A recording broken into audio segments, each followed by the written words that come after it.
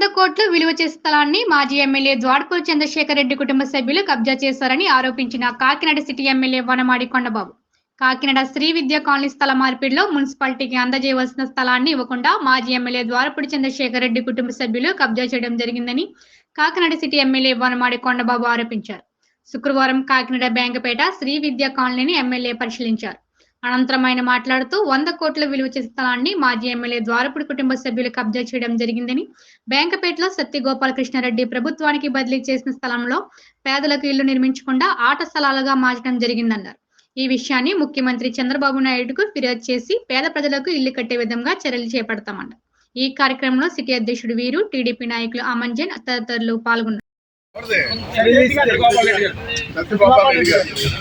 ఇది కాదు అన్నారు కదండి, ఆయన స్వాధీనంలో ఉంటారు. ఈ స్థలాన్ని బట్టి లక్ష్మీ స్థలాన్ని బట్టి ఆ స్థలం ఇస్తే మా ఊళ్ళో అందరూ ఏంటంటే ఈ స్థలం నాకు వదిలినాకి అని చెప్పిన తర్వాత ఈ స్థలం అంతా అందవారు చేయకుండా ఆ చిన్న మొక్క పెట్టి మళ్ళీ స్వాధీనంలో వాళ్ళు ఎలా ఉన్నారు చూడండి. ఇక్కడ ఒకసారి ఇల్లు చూడండి బెదరు, పేదవాళ్ళు వెహికల్ షెడ్ లో ఎలా ఉన్నారు ఈ పరిస్థితి చూడండి. పర్లేదు డోర్ ఉన్నాయి, ఏం కాదు తెలియాలి అందరికి.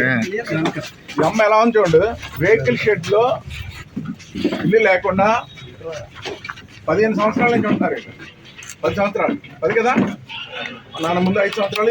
కాకినాడ నగరంలో ద్వారపూడి చంద్రశేఖర్ రెడ్డి మేనమామ పేరు మీద సత్య గోపాలరెడ్డి 2008లో ఒక అర్జీ పెట్టుకున్నాడు. అర్జీ పెట్టుకుని అర్జీ ఏంటంటే ఇక్కడ మీకు తెలియాలి అందరికీ, ఇక్కడ శ్రీ విద్యా కాలనీ ఇదంతా కూడా. ఈ శ్రీ విద్యా కాలనీలో ఎంత విచిత్రమైన సంఘటన అంటే, ఇది శ్రీ విద్యా కాలనీ అసోసియేషన్ వాళ్ళు ఒక లెటర్ పెట్టారు.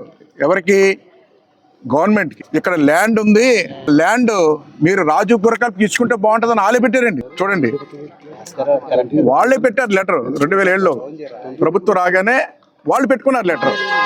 శ్రీ విద్యా కాలనీ ప్రెసిడెంట్ ద్వారా ఒక లెటర్ పెట్టి, మీకు ఇక్కడ ల్యాండ్ ఉంది, ప్రభుత్వం ల్యాండ్, మీరు రాజీవ్ కురకాలకు ఉపయోగించుకోవచ్చు అన్నట్టుగా ఒక లెటర్ పెట్టారు వాళ్ళు. ఈలోగా ద్వారపూడి చంద్రశేఖర్ రెడ్డి మేనమామ సత్య గోపాల్ రెడ్డి, నా ల్యాండ్ ఉంది అక్కడ రాగంపేటలో, ఆ ల్యాండ్ మీకు ఇచ్చేస్తాను, ఈ ల్యాండ్ నాకు ఇవ్వండి అని చెప్పి ఆయన పెట్టుకున్నాడు. సరే, అది రాజు గురకాలు పెడతామని చెప్పేసి ఆయన దగ్గర ల్యాండ్ తీసుకుని ఆ ల్యాండ్ ఈయనకి ఇచ్చినట్టుగా చేసుకున్నారు. జీవోలు వచ్చినాయి, జీవోలు మీకు ఇస్తాను. ఇప్పుడు చూడండి, ఇప్పుడు ఎన్ని సంవత్సరాలు అయిందండి? 2008లో అంటే శంకుస్థాపన చేశారు రాజశేఖర రెడ్డి గారు వచ్చి అక్కడికి. ఎన్ని సంవత్సరాలండి?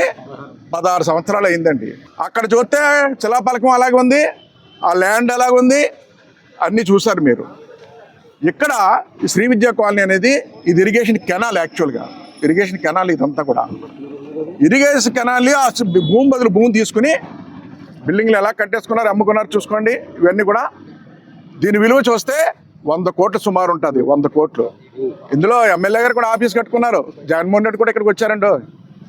జగన్మోహన్ రెడ్డి గారు కూడా దాని గృహప్రవేశంకి వచ్చారు. అప్పుడు గృహప్రవేశం చేసుకున్నారు. ఏ ప్రవేశం చేసుకున్నారో జగన్మోహన్ రెడ్డి గారు కూడా వచ్చారు. ఆ విధంగా పేదలకి ఇల్లు ఇస్తానని చెప్పి మోసం చేసి 100 కోట్ల సైట్ కొట్టేశారండి. ఇక్కడ 100 కోట్ల రూపాయల సైట్ కొట్టేశారు. తీరా పోసి ఆ భూమి కూడా ఎవరిదంటే అక్కడ రిల్లిపేటలో శంకుస్థాపన చేసింది, అది కూడా ప్రభుత్వ భూమేనండి. అది కూడా దొంగ డాక్యుమెంట్ సృష్టించేసి ప్రభుత్వ భూమిని తన భూమిగా చూపించి చేంజ్ ఆఫ్ ల్యాండ్ గా ఈ ల్యాండ్ తీసుకుని కట్టేసుకున్నారండి.